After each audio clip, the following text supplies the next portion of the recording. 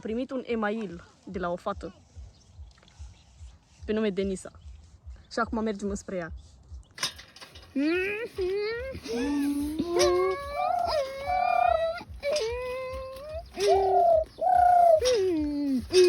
Am ajuns la destinație cu Parker aici pe zonă.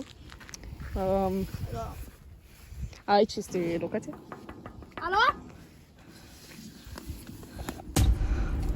Denisa? Da?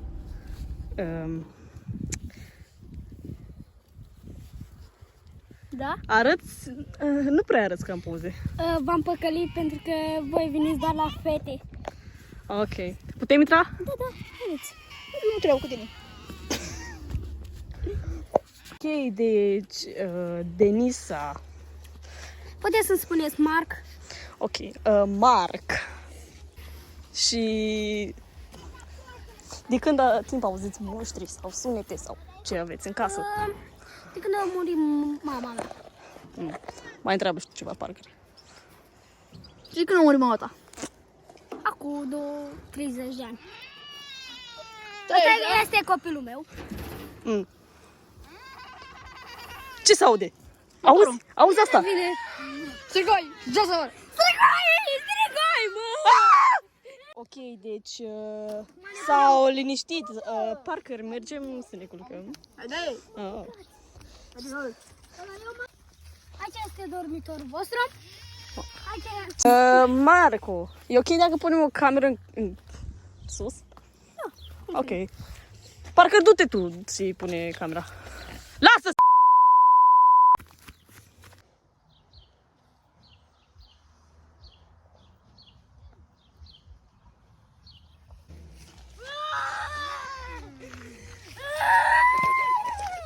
Parker!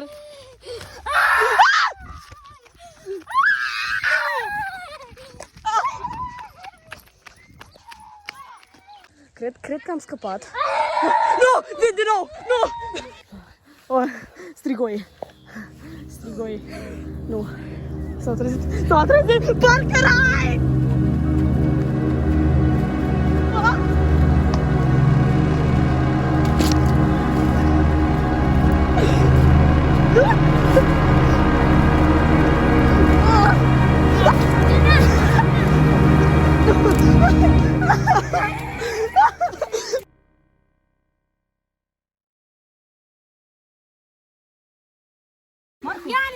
Marco!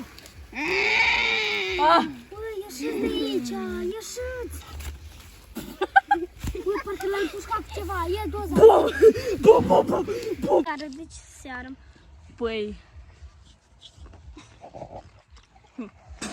Face reclamă la Opel.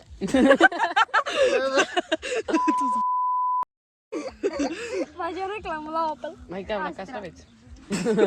Arată castravetele. La castraveți. Nu mă, că nu se vede. Vino cu asta. Uite! Iată, l-am mâncat. Da. Haide capate! Le deschide ușa, copchile. Copchile? Domnule, ești ok? Mâncarea mea!